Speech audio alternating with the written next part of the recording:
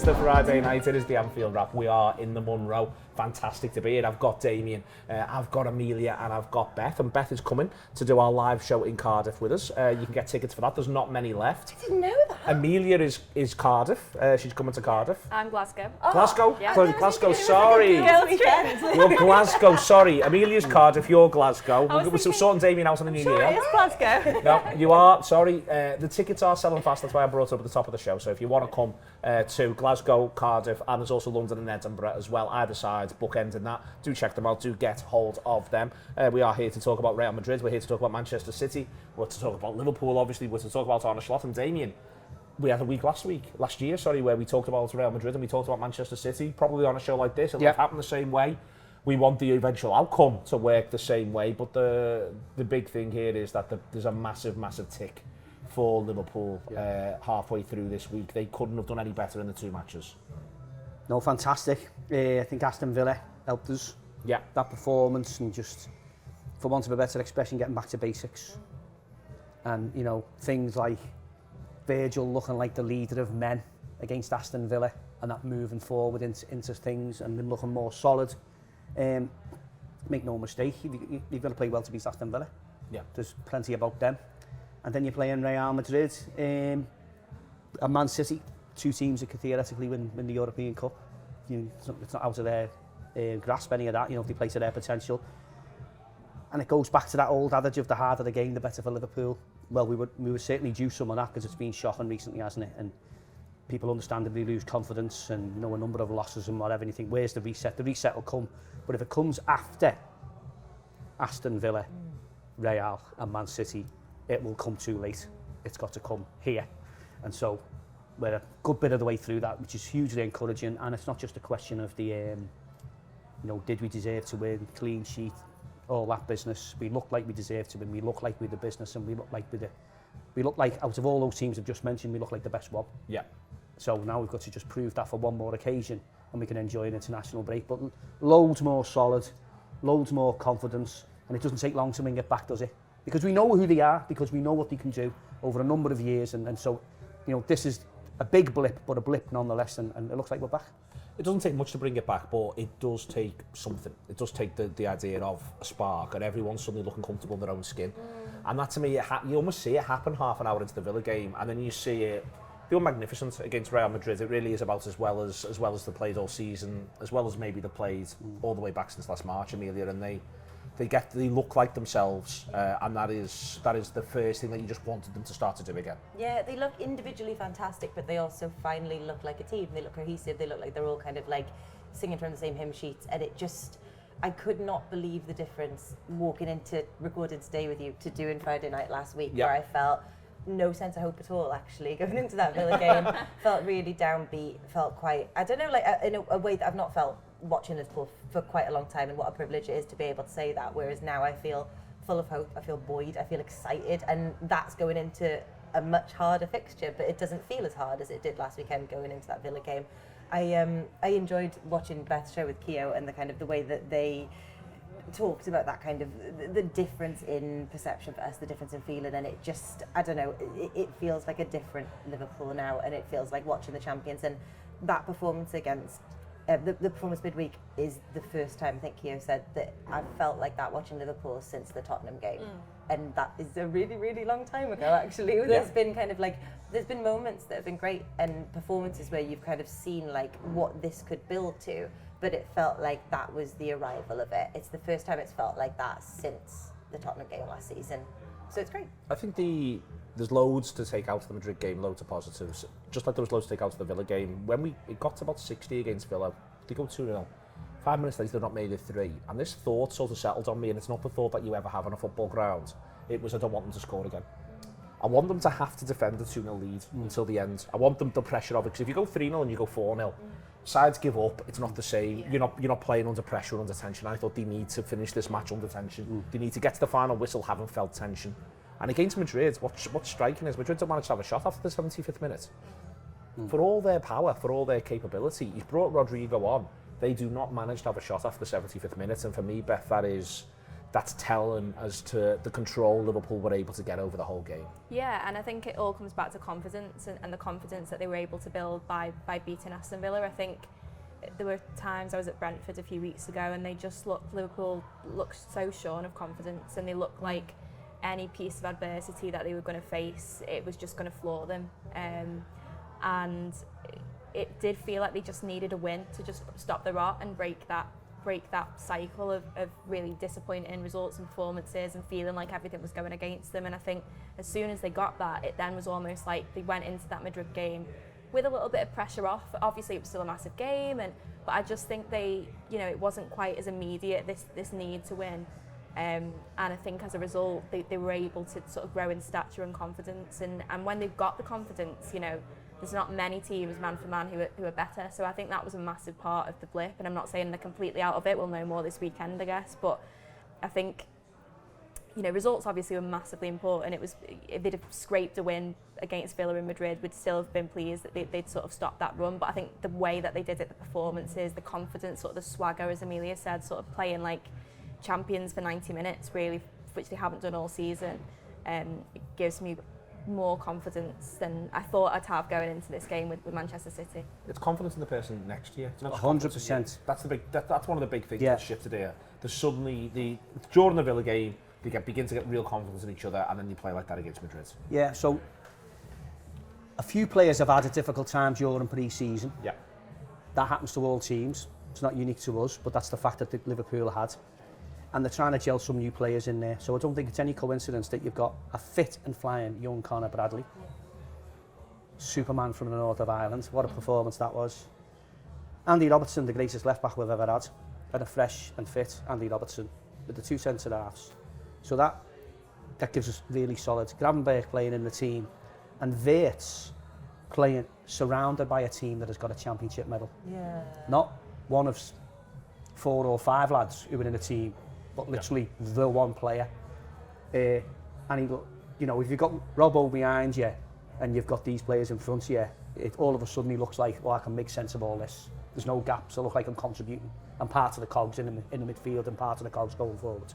So if you bring that in, the muscle memory from all those players is our norm is being the best in the league, and so that's it.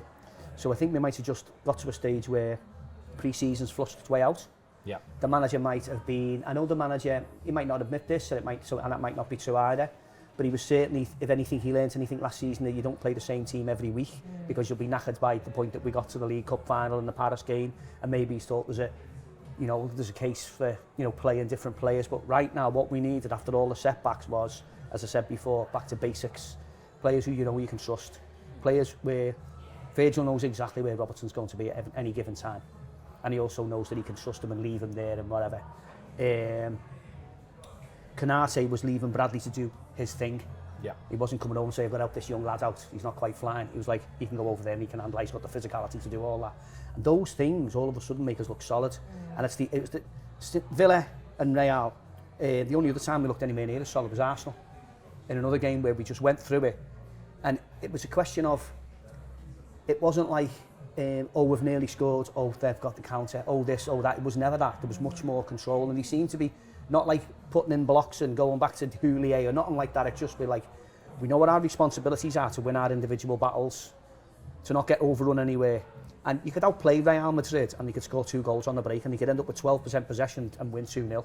They had players in their team to do that, and our players acted like they knew that, and they knew not having to fight it, but nullifying it, making sure the ball doesn't get to those players first. So all round, that confidence is everything in life. You do your best when you're confident, and all of them did it. And so it's just like flick the switch here, and it could, it might come unraveling against Man City. Because what a great side that they've got, but the building blocks are there, and the graph on the season now, the wins will start clocking up, and the points will start clocking up, and we'll go in the right direction because we know who we've got, and we've got players who can then add to it. But I think we really, in an ideal world, we would add. Everyone started pre-season well. We kind of picked that team from the start of the season. It had a run of games and we'd look a bit different, but circumstances have been against us. I think circumstances is a thing that just happens in a football season. You concede 2 late last-minute winners when you've not played well. It's worth saying when you've not played well. But if you see those games out, it's easy just to shrug it off after the fact. It's easy, in a way, it'd almost be easier if you got beat 3-0 first half by Palace, played all right second half, and then went, well, you know what, that wasn't good enough, we go from there. Instead, you've seen them sort of erode themselves, and it ends with that nadir at Brentford, I'd say.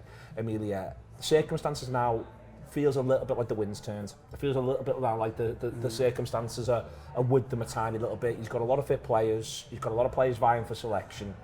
But he's also got players who he's now got in rhythm, and he's now got a nice gap. Someone said to me today, it's a nice gap. And I thought, well, that's the first time anyone said that to me all season. Yeah. It's a nice gap. Even the first game, Friday, next game, Monday night, that 10-day gap wasn't a nice gap. It was too long, you know, to get your rhythm and get yourself sorted out. And it feels now like they've got some circumstance. It is a good gap. They're only going to Manchester. It's an away game, but they're not going far. All of this, it feels as though it's finally beginning to bend their way a bit. Yeah, and it's also the first time that we've been going into an international break after a fixture where I've almost kind of felt like, oh no, like there could be a couple more here, and I'd be excited to get to watch Liverpool get into the rhythm of this again a little bit more. Whereas I think for every other international break so far, I've felt a bit like, okay, thank God we've made it this far, and now we can assess what it's going to look like at the end of it. I think you're right, kind of around how the circumstances have fallen, and there's a degree of kind of serendipity to it, that even the things that maybe on the face of it don't seem ideal, like kind of Isak getting injured, and he talked about today in the press conference, kind of today's his first day back in full training, and he's not, I don't think anyone kind of thinks he's going to be a reasonable choice for the weekend, but I think in some ways everything kind of happens in the way that it's meant to, in the timescale that it's meant to, in the Isak not being kind of a consideration for selection has meant that we've now got to a point where everything feels like it's clicking a bit, and where people know what they're doing, they know who they're playing with, they understand how to link up, and I think that means that if there are little tweaks that have to happen to rest certain players, as you say, you don't play them for every fixture, everyone broadly knows what the blueprint is now, so at the point when he does come back in, it won't feel like it's shaking everything up a lot. A point where Andy Robertson needs to rest, I'm not going to feel as terrified when I see Kirk's name on the team sheet as I have felt otherwise, and I think that now that we all are singing from the same hymn sheet, it makes it a little bit easier to make those tweaks. It seems to me as though, you know, the manager, we don't know what's gone on behind the scenes in so many ways, in so many senses. We don't know where fitness has been at, we don't know where minds have been at, and minds remains alive thing around all of this. You know, we don't know quite what goes on there. I do feel a little bit like Isak's a good example of it. He needs to get these now, more of these lads ready to play the certain football at certain dates. And what I mean by that is, it'd be great to see Kirkers come into the team, other side of the international break against PSV, say, and just play a 7 out of 10, where afterwards no one even talks about him. Yeah. That's almost what you want, where no one even talks about it afterwards, apart from to say, did all right. Yeah. He needs to get Isak, I think, into shape around the time of the Tottenham away game. That's not all the way until the 21st of December. But you feel as though what else is going on and you can prime towards that. I just wonder if there's maybe been, and as I say, you don't know what's going on behind the scenes, but there's almost been too much of an eagerness to get everything ready now.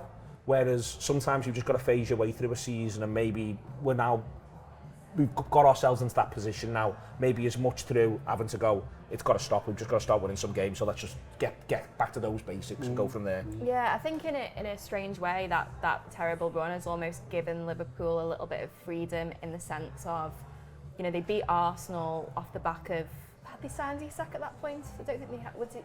I don't think it was confirmed, but I think we knew it was all going to happen by then. It was sort of approaching deadline day, and so that week they'd beaten Arsenal, they sign Isak, which compounds this massive summer of spending, and all of a sudden it's like, oh, it's Liverpool's title. Like that, they're going to run away with it. Arsenal are too negative, blah blah blah blah blah. And so it's almost like you say, it's this thing like, well, right, Liverpool can't slip up now. They've got to go for it. They've got to be the champions. They've got to go in and they've got to win every single game. And then obviously they didn't do that, and it was almost like you could tell there was just this desperation from everyone just to get a win, to not fall too far behind Arsenal. And now it's like, well, it's happened now, and like you say, it's less about focusing on Arsenal, and it's more about just trying to get back to some semblance of normality and winning, and that in turn is allowing Liverpool to play better and to win as well. So I think in a weird way, not having that constant pressure of like you're trying to lead in a title race and you don't want to let a 5-point gap go, it's helped them in terms of the way that they're playing. Now, of course, I'm sure Slot would rather be 5 points clear than 7 points behind Arsenal. But I think in a way, it's sort of it's allowed him to sort of say, right, well, we need quick fix it. We need to fix things now. We need to stop things getting any worse. and that seems to have provided a good foundation for Liverpool at the moment. Okay, we are in the Munro on Duke Street with our friends at Erdinger. Very, very happy to be with them and to be in the Munro. I can't believe how busy it is downstairs, but people just want to be here and have a nice time. It's Liverpool on a Friday. That's the way in which it goes. We'll be back in a second. At the Anfield Wrap, on any given week where there's a Champions League game and big league fixtures, we're doing around 20 shows. 20 shows to build those games up and react to them. But 20 shows where what we want is for people to be able to find the ones that they want, feel closer to the football club, but also feel closer to each other. One of the best things about doing the Anfield Wrap is being able to feel part of a big community of people in Liverpool, in the whole of the country and also right the way across the world. It's been a real privilege and a real pleasure to have that opportunity. And what we therefore try to do is to get the best voices from across the city and from other Premier League and European clubs to be able to come, explain, say what they're up to, say what they feel, say how they see the game in any current moment, and put that out there and share it with absolutely everybody. That's what we want to do, and it's what we strive to do every single week. It is the Anfield Wrap, and all we want is for you to be able to stay closer to the club, stay closer to each other, and share the journey with us. Welcome back indeed, Erdinger, on a Friday night before a massive game. It's a big weekend, Damian. It's a big match. You also just fancy them, and Yeah. let's be clear, they win at the Etihad last season for the first time since Salah scores the goal that we all remember. We all know where we were when Salah scores the goal. Some of us were upside down. Yeah. And I had severely bruised shins following that for a while, yeah. so we all remember that was literally the last time that they won at the Etihad, and yet we are sort of, everyone I speak to has got a little bit of, we sort of fancy this. Yeah. Not least because we think if they want to come and play, you know, it's the old Souness quote, but it's now exaggerated on, if you want to come and play, we'll play you. Yeah. And I think that is the attitude that everyone's got at the minute. Maybe wrongly, we could all look silly on Monday, but I think everyone feels quite like, yeah, let's have a game of football then. Yeah, this could look silly on Monday, or it could look, you know, what a superb prediction. Don't you all know everything inside out? It's one of those games football will always make. Otherwise, you'd win the fixed odds every week, wouldn't you? But I think it's just about the solidity that we've seen, and Liverpool are back to what we recognise. And while any one result could go against you, against an excellent team away from home, who, you know, we're fierce rivals, and they'll be so keen to put one over on us and make sure that they're in the title race. You know, if we'd have played this game a week or two ago, you know we'd have lost. But I don't have fancies. Yeah. And it didn't take much to turn the dial. And I don't like to think of myself as fickle, or I wouldn't call anyone else that either, but I just think we've seen enough evidence in these last two games, and knowing the players that we do, and knowing the manager for what he was able to achieve last year, then we know that this team can go there and do the business. And I really fancied us when we played them there last season, and I wouldn't say we were quite in that position, because Man City were a bit more all over the place and we were in such a great run. But we're not far off if we, you know, put it this way, if we prove it on Sunday, we're absolutely in that direction of travel. And as long as, if we just play as well as we did against Aston Villa and Real Madrid, we'll get a positive result. So that's it. That sort of is. I mean, the manager himself, he says today, always gets a little bit salty about, you know, I've been having to put up with all this sort of stuff, but the one thing I know about Pep Guardiola is I'm going to get a football match. And he almost feels like he's looking forward to, you know, I'm not going to get time wasting over throw-ins. I'm not going to get he almost a little bit like, he very rarely lets himself go. He doesn't want to seem like that person. I just sort of got the impression today in the press conference, he was a bit like, I'm looking forward to this being 11 lads trying to play football against another 11 lads, and we'll see who's best. Yeah. He genuinely had that energy, and I think that that's the essence of his mentality coming into the match. Yeah, absolutely. And, you know, it's a respect that you have to put on this fixture, but it is arguably the biggest of the entire season, one of the two. And he says that kind of from any football fan, you know, throughout Europe, across the world, it's going to be something that everyone's watching, and we're going to rise to that occasion. And I think we all feel more able to do that than we did this time last week. I think there's something in, just on that thing that Emilia says there about, because the manager goes out of his way to say, wherever I was in the world, I'd watch this. Yeah. And sometimes we miss that. Listen, I can list the games against them. I've, you know, in part with the book, I've written a book about it, where it comes up over and over again. So, you know, I should be able to.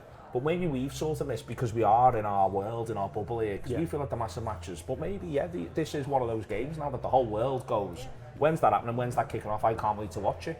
Absolutely a modern classic. I remember saying, while it was developing, that while we were at our best under Jurgen and Man City, but under Pep, those two teams had driven each other to the unbelievable heights. And I've never seen better football than Jurgen's Liverpool and Pep's Man City, going toe-to-toe with each other. And he drove himself into that situation.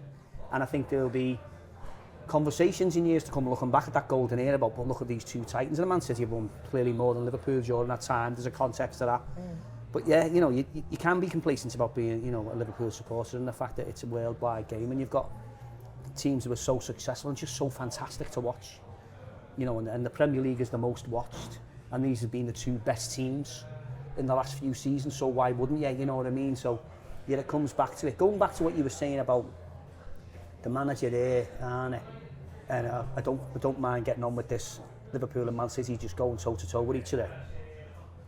The opposition is supposed to try to beat you, and they'll study Liverpool, and they might have worked out they don't fancy the long ball and no one really tries it, and then that's proven to be successful, and so the other teams come in behind it and pile it. So Liverpool haven't been used to be dealing with it, and quite frankly we've got to suck that up. Yeah, I agree. And we've had to learn it on the job, and we've had to learn it the hard way. So instead of practicing it in training, the matches are so relentless, you've had to practice it in the matches. And so that's possibly why we've come a little, you've got to come out the other side of that and learn how to stop certain situations. But I agree, it's a perverse relief to be playing Man City, isn't it? You know what I mean? It really is, isn't it? You know, how mad does that sound? But again, it goes back to the confidence that we've got in these players. And if all our players play well, we'll get a positive result. Yeah. It just felt so cool, sorry, but there's obviously been some sort of a reset, not just in their actions, but they talked to Van Dijk, didn't they, after the game midweek about the kind of the sit down that he'd had with the players and what effect he felt that had. And looking at the manager today, like, he looks like a different fella. Like, he looks so refreshed and confident, and like his cheeks are full of colour and his coat is glossy. He just like he looks healthy and well and like up for it. And it just feels like everyone has collectively gone, we start again now. And we're a few matches into that, and I like you say, I might look silly on Monday, and I'm not, you know, as confident as I could be, but I'm much more confident going into this than I would have been last week. You feel like you can say with confidence there's 12 players who will feature from the start, of which 11 will, 12 who are on the list, because it's Viet, Gakpo, Ekatike. I think, I don't think it's beyond the realms. Last season when they go there, Beth, he plays Szoboszlai and Jones at the top. I don't think it's beyond the realms. Like, it's Gakpo left, Salah right, Szoboszlai and Wirtz in there. I don't think it will be that, but it's not beyond the realms to say that. But it's suddenly interesting to me that I feel like I can go, so that's his 12. Of that, whichever one misses out, and Curtis Jones will be his first sub. Of that, I feel confident to say his next two subs will almost certainly be, might involve Chiesa. If he's actually available, he'll be there or thereabouts. And then maybe Kirkes Gomez might feature. And then there might be a fifth sub, which if it's going well, might be Enzo. My point here is that it feels good to have those certainties with him again. Yeah. And I think it feels good for him to feel like he has those certainties. And that's what you saw today. Yeah, I mean, last season, most weeks, you know, barring injuries, you could pick the team, couldn't you? You could pick 9-10 players. And I think this season, that hasn't been there. And to be fair to the manager, you know, I think someone said it earlier on, but about he was getting quite a lot of criticism when Liverpool did look burnt out in February because he played the same players, and people, including us, probably were saying, well, he could have used Harvey Elliott a bit more and he could have done this. So to be fair to him, like, I think he's maybe has thought that and does think that maybe rotation at this point of the season is better in the long run. So I understand to an extent, and also I think the right back thing has been a massive disturbance. I think not necessarily being able to trust Bradley or Frimpong in the first couple of months of the season, whether that be because of injury or whether that be because they've just not been quite at it, has had a massive knock-on effect, because it's then meant Szoboszlai coming out of midfield, which then when McAllister's not playing well in midfield, you've got two of your best midfielders not playing well in midfield. So there has been uncertainty, and I think now he's at a point where, touch wood, barring any injuries, he has got 9-10 players who just sort of pick themselves, which is great. And just sort of going back to the whole sort of him looking like he's got colour in his cheeks and everything again, he said something earlier on, he got asked about consistency, and he said, well, we have been very consistent, we've just been consistently losing. And I was there this morning, so I tweeted it out, and like, just flicking through some of the responses, and people are saying like, oh, he's so funny, and thought if he said that a week ago, he would have been. Timing's everything. But that's the thing, and it's even the fact that he's got the confidence to be able to say that now, knowing people will take it as a joke, whereas if he'd have said something like that a week ago, it'd have been clipped up by every news outlet, and people would be saying he'd lost his marbles. So I just think everyone needed that reset that this week has provided, and if they can finish it off with a good performance and a good result on Sunday, then they'll come to the other side of the international break looking really strong. What's a good result? I was just going to say that. Well, go on, what's a good result? No, because when you're saying it, part of me's thinking, like, if they put in a good performance, like, I'm absolutely taking a point out of it. Yeah. And that's not being ambitious, but if it's a Liverpool that looks brilliant and that it will continue to build on, it's not necessarily even about the result, it's about like how it looks. But you asked Beth the question. Yeah, no, but I agree, and I also think as well part of it maybe depends on the Arsenal result on Saturday, because I mean you'd fancy Arsenal to beat anyone at the moment, but Sunderland at home have been a challenge. Have they been beaten at home this season yet? No, I don't think so. And I think it's in this Saturday afternoon or 5:30, Saturday. yeah. So you can imagine their fans will be right up for it. It's the sort of fixture that if it were Liverpool going there, you'd be going, oh, hang on, that could be tricky. Now, I don't think for a second that Arsenal will drop points, but it is potentially one. So I think if they were to drop points and then Liverpool were to be able to capitalise on that, even by just playing well and getting a point, and moving just a little bit closer to Arsenal, then that would feel like a good result. I think if Arsenal win that and win it well on Saturday, and then Liverpool don't get the win on Sunday, then I think that's maybe when you start to think, you know, in terms of the title race, it's maybe curtains. But maybe that's just I don't know, it's a bit early in the season, isn't it? But It's a bit in the season. What's a good result? Before I ask about performance/selection. I think a good result to win. You know, let's get this straight. Man City, have been so fantastic to watch. They're very dangerous. They're on their own pitch. The rivalry means that they'll raise the game. You know, it's not a derby game, but there's it looks like that. But Liverpool are the champions, and Liverpool went there and we smashed them there, quite frankly, last year, in relation to those. Well, everyone forgets the Curtis Jones disallowed goal, which is a great move, and he's only offside. He thinks he's offside, but he's only offside by a tiny amount. That would be 3-0 in 55 minutes. You know, And so a good result to win. Now, if we were 7 points clear at the top of the league, a good result to draw. Yeah. And a performance where we come out and you say, yeah, okay, we walked through that and we were as good as them. So the circumstances of this situation is a good result is a win, and a steady result is a draw with real honours on the pitch, which means that, you know, the graph will continue to grow because you can see that tangible progress. I think the thing is as well, when you look at the fixtures on the other side of the international break, probably for the first time this season, you look at that and say that's a run where Liverpool can get a real run together. And they've not had that this season. They just haven't. You know, even games that they probably should have won or done better in, like the Brentford game, Brentford away, especially on a Saturday night, is still one of those games where you go a bit, ooh. Whereas I think now... Home game against Man United. It's those two, really. Like, by all means, I'd obviously, before the match, I'd have dealt on a draw against Palace or Chelsea. On 88 minutes, I'd have dealt on a draw against Palace and Chelsea. Yeah. But you've probably got to win your away, 80 or 10 minimum away games against the bottom 10. Yeah. And you've got to win 16, 17 of your homes. Yeah. And Man United, therefore, is one of them, whether Man United or we like that or not. Yeah, and so I think for the first time this season, you look and you think, well, they can get a run. I think Arsenal have just been through that stage where you've looked at the fixtures most weeks and thought, I don't really think that'll be a problem for them. And that's not to take away from what they've done, because you have to beat what's in front of you, and that is what they've done, and they've done it well, and they've kept so many clean sheets.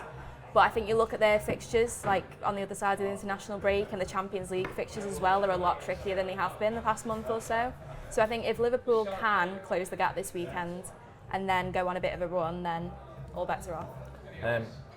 I've said there's 12, you've agreed with me. Which one's missing out? I just think they were so good against Madrid, you just go with the same team for me. Same team? Beth is right. Yeah. I really liked the fact that you mentioned what they did last season and tactically how they might approach it. Pep against us, if there's one team he's ever changed his approach for, it's us. Yeah. And I appreciate that was against Jurgen, but a continuation of this team is the champions. And he's lost twice to Slot. Yeah, there you go. So I like that he hasn't quite got that certainty. And so, on the one hand, where the tactical thing, which leads to those two players with Szoboszlai further up, and then by definition probably Wirtz. But I just think Ekatiké's in full. Yeah. And he's on a roll, and if he hits it, it's likely to go in off the post instead of out off the post. and he's winning the ball back and he's just nicking it and he's doing this and doing that. Now, why would you want to take that off the pitch? Man City would be prepared to see at the start of that game, they'd rather see him in the stand with a sub sting on. So I would say that to me clinches what the team should be. And it's not often, certainly this season, that we've got, but there's an occasion where the squad, the fans, the club, the players, and even those who aren't playing would say, well, after that performance, I can't argue with the same again, because that's the benchmark. Yeah. And I've got a place on that team, and my time will come. But if my mucking in the changing room has just done that, you know, if I'd done that, I'd expect to be starting next week as well. Yeah. So fitness, injury, and all that being aside, I think there's an extremely strong case for a culture to be created to say, Liverpool have now reached the bar of last season. That is the bar again. And so that's what we should start with on Sunday. There we are. Thank you very much indeed to the Monroe, to Erdinger, to Damian, to Emilia, to Beth. That is the bar. Let's reach the bar again.